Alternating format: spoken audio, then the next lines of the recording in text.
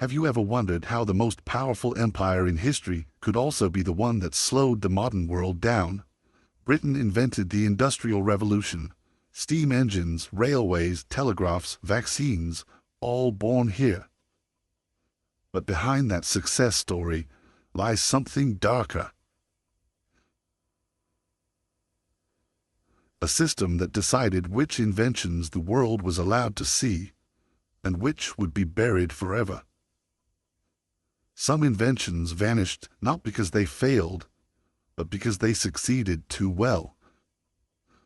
Machines that could run without coal, engines that threatened fortunes built on fuel. And every time progress rose too quickly, power pushed it back down. In this film, we'll uncover the inventions Britain killed to protect its empire.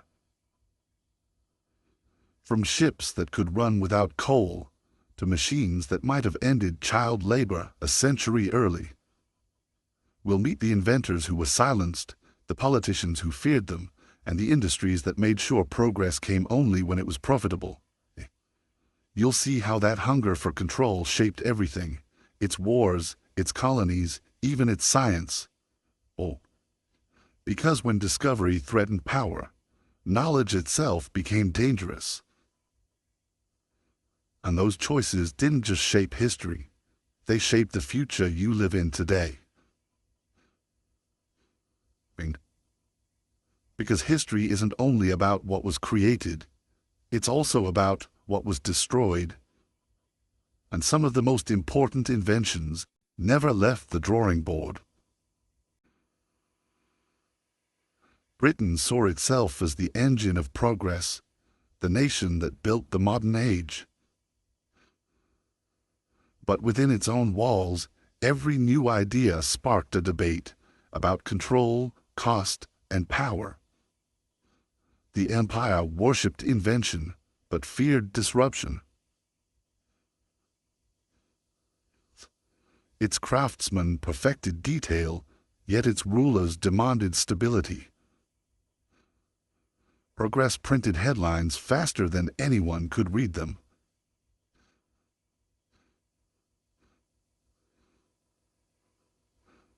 But before any invention could change the world, it had to survive the patent clerk. Paperwork became the empire's most powerful machine. Britain moved faster than ever, but always on rails laid by authority. For every dreamer who showed wonder, there were 10 men measuring profit. And when progress threatened jobs, the empire pressed pause. Critics called innovation reckless, a word that meant expensive. Progress was fine, they said, as long as it didn't reach the wrong hands.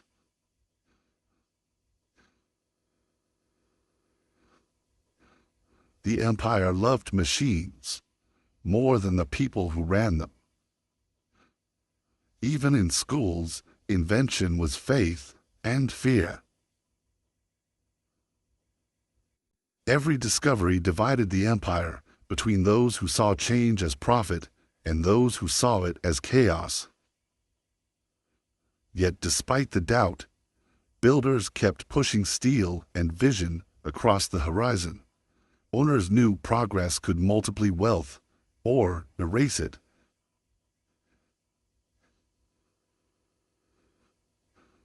To the streets, progress meant noise, smoke, and survival. Universities thrived on curiosity, but grants followed empire orders, reports praised efficiency, and quietly recommended delay. The empire mapped its arteries of progress, then built tolls at every vein. Invention moved at the speed of ink.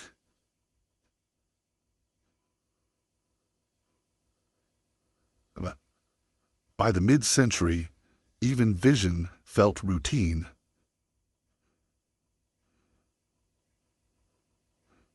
Britain's hunger for expansion masked a fear of losing control. In small corners, quiet minds advanced without permission. Innovation became logistics, another route to manage.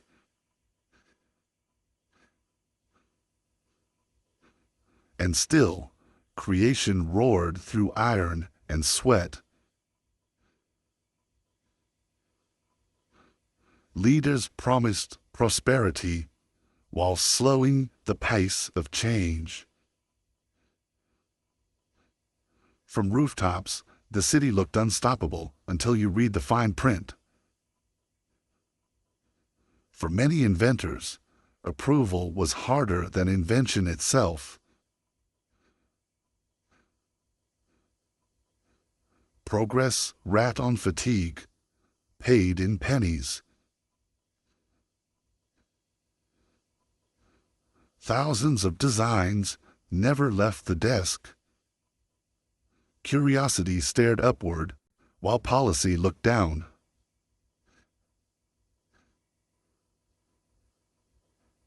Efficiency replaced imagination as the empire's ideal. Thus began the paradox, an empire both addicted to progress and allergic to it. It would take rebellion, risk, and ruin to break that cycle. Every empire is built by dreamers and broken by the ones it ignores. John Harrison solved longitude, a puzzle that killed thousands, yet the board delayed his reward for 40 years. Committees praised precision and punished independence.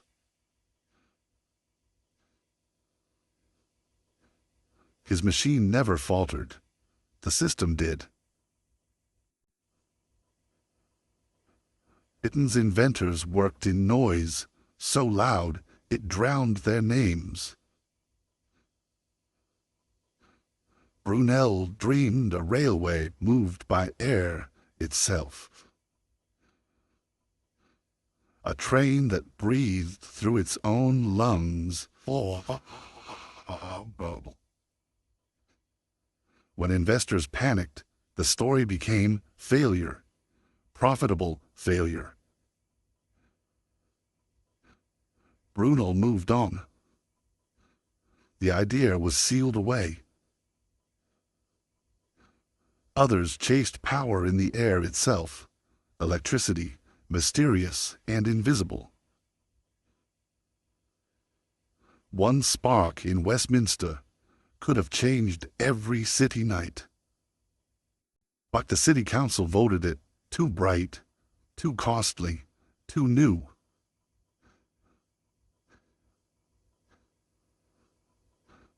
The empire's fear of risk was larger than its love of progress. Even unacknowledged minds kept building because creation itself was freedom. Paper decided who counted as genius.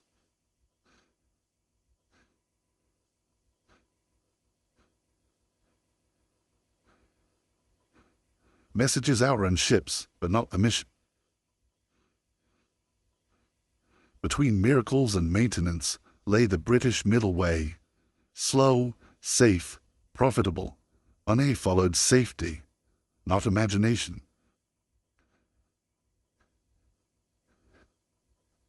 Failure was instant. Approval took decades. Old energy had allies too rich to lose.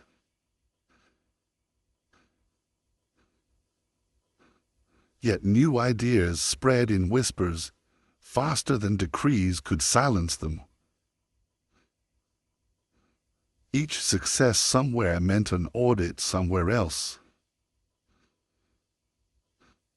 Steam was supposed to free labor, but it became its chain.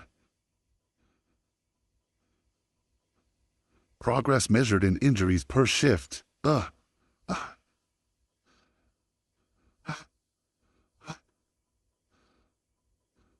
Inventors wrote of being applauded in public, forgotten in policy. Ideas that didn't fit the empire's map disappeared quietly. Innovation paused for weather or for politics. Fame without funding was another kind of burial.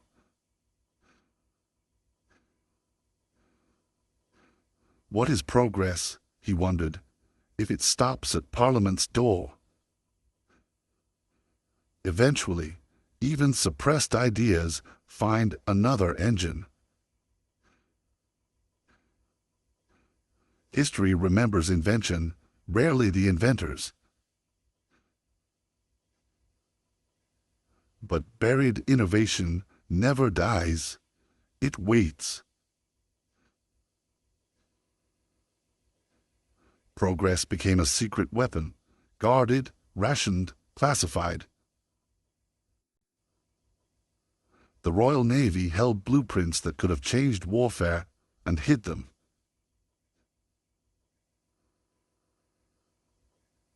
A gun that could double range was declared too disruptive to existing fleets. In 1855, Britain tested a submarine and buried it under paperwork.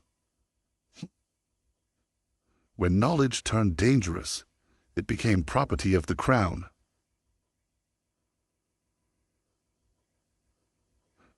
Innovation under guard is innovation undone. Workers built weapons they didn't understand, for wars not yet declared.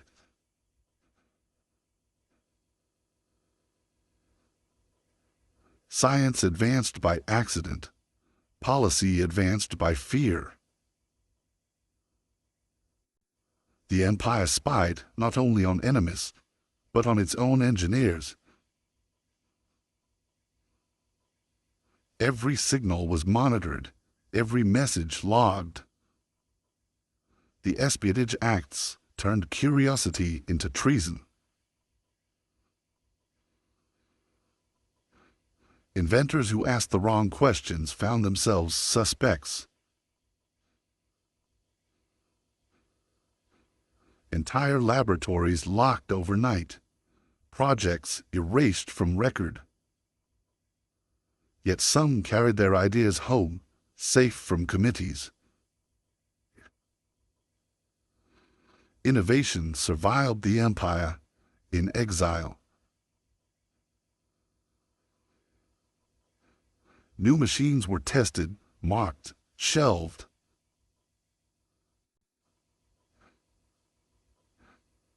Laughter was cheaper than funding. Woods unplunk it.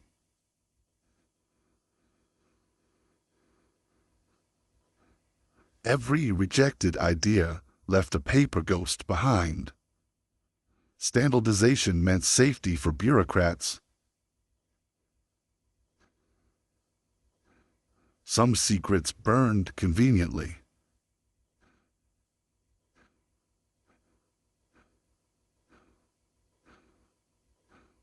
Information moved faster than ever, but only upward. Knowledge without freedom breeds loneliness. The empire's real vault was silence.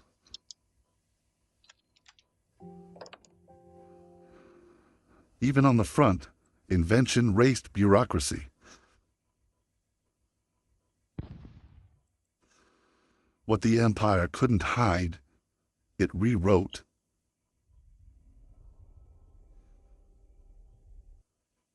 For every victory, 1,000 possibilities drowned. Industry never slept, but discovery did.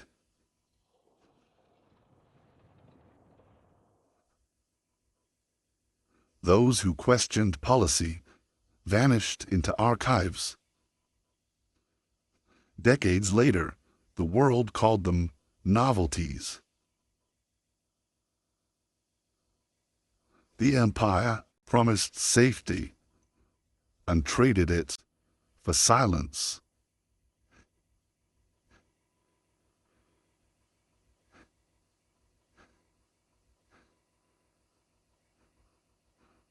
Grand projects dazzled the public, while small miracles stayed hidden. By nightfall, progress belonged to morning paperwork. The empire won its hidden war by never admitting it existed. At the height of empire, trade was freedom for those who sold it, not those who made it. Every shipment carried profit home and rules abroad.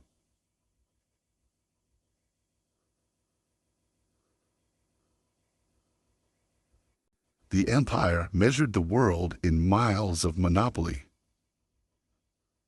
When Indian looms rivaled Manchester, Parliament banned their cloth.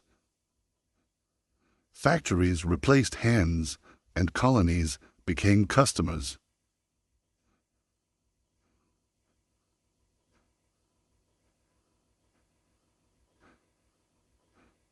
Profit needed no passport. Laws fixed prices before markets could.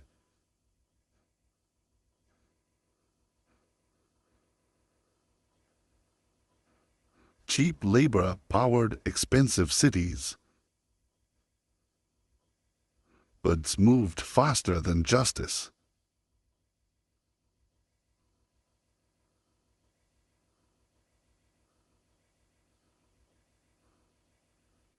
Exchange rates replaced empathy. Even flavor had a fiscal code.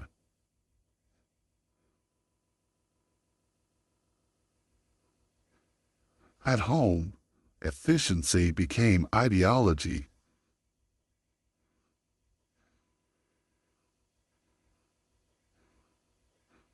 Small craft died while empire lived large. Policy turned continents into ledgers.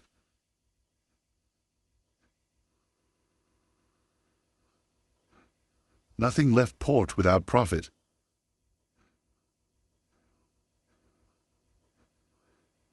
Trade became theater, greed its applause. Behind every voyage, 1,000 forms. Rails brought goods out and obedience in.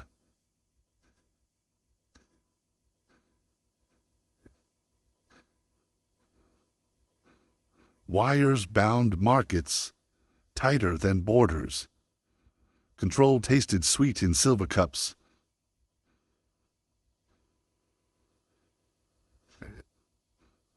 While grain left ports, millions starved inland.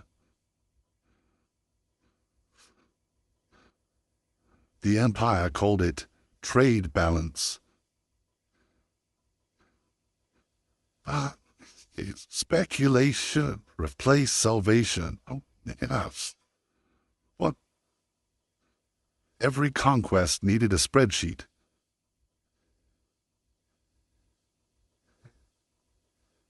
Deep under empire wealth, men dug in darkness. What? Production replaced prayer.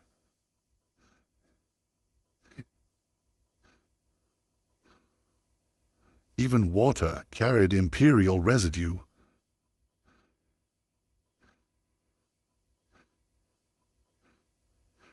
Children learned geography as ownership. Empire glittered most just before it rusted. Labels outlasted labor.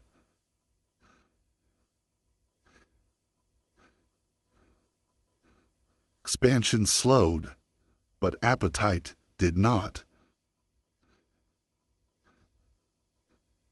Profit was patient, even as empires trembled.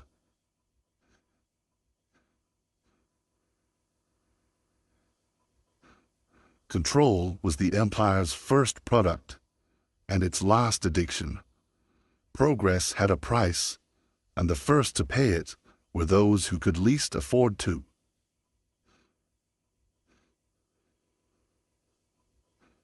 Innovation often raced ahead of the precautions that could contain it. Health lagged behind production, and compassion came only after the shift. A week's pay could not buy a day's rest.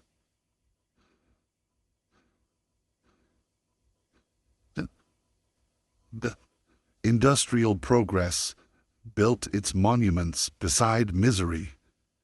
Some jobs were too small for grown men and too deadly for children.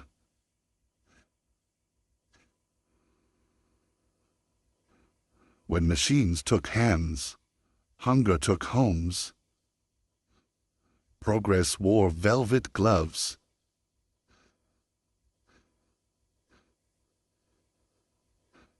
Education was the only escape, and even that had a quota.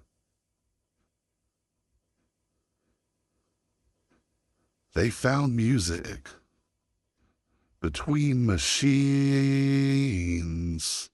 Disease traveled faster than innovation.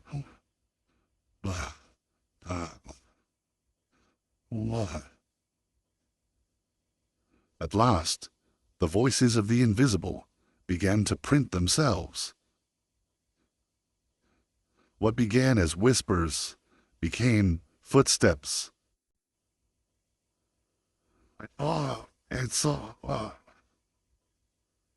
The imperial answer to unrest was discipline. For the first time, they called themselves a movement.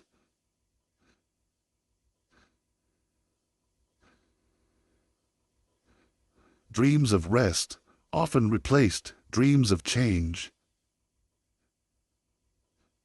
Yet somewhere else, another kind of invention quietly began to heal.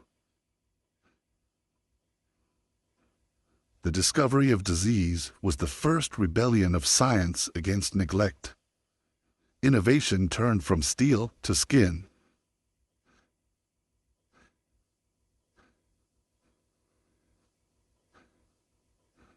Compassion filled the gaps that profit ignored.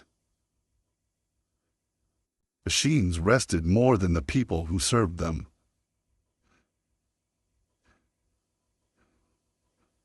Punishment was production by another name.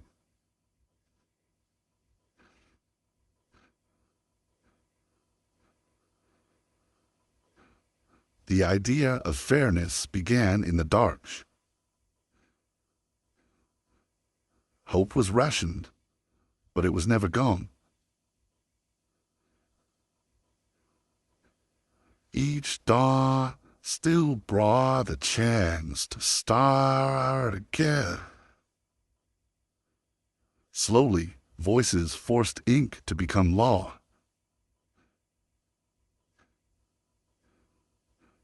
At last, progress had a conscience.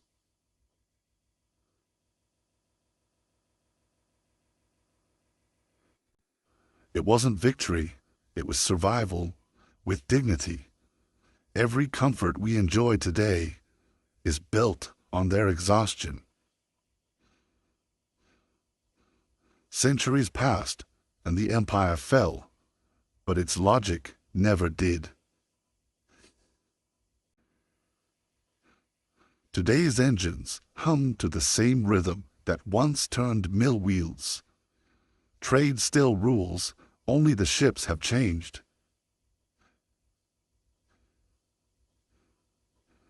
Now, power is stored in clouds instead of coal. Machines no longer need masters to think. But decisions still belong to the same kind of rooms.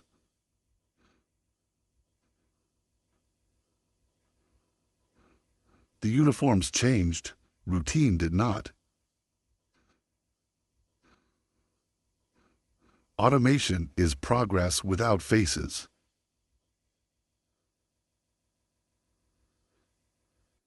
En face. Even in new centuries, the same arguments return. Who gains? Who pays? Science still fights for freedom from sponsors.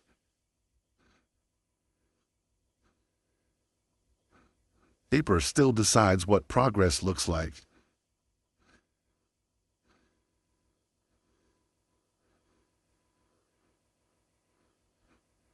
Production never stopped. It just forgot where to stop. New generations learned machines before morals. The empire's gaze learned to digitize itself.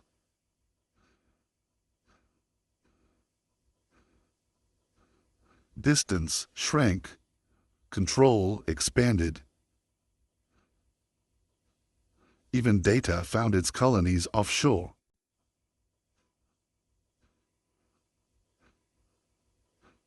The slogans changed. The obeisance didn't. Trust outsourced to algorithms. Faith replaced by code.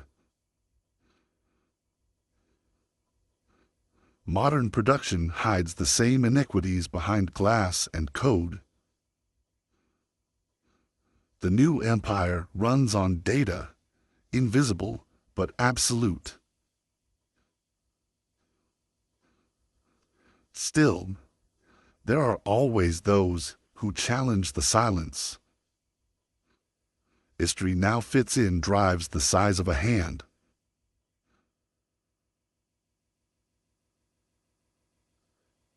He remembers when invention meant risk, not regulation. Perhaps the next revolution will belong to those who question the code.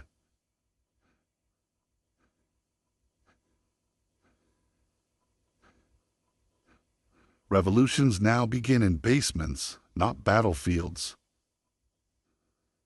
The light of progress still flickers, never steady, never pure. Maybe that's what keeps us human. Like the video, subscribe to this channel for more untold stories of history, progress, and power.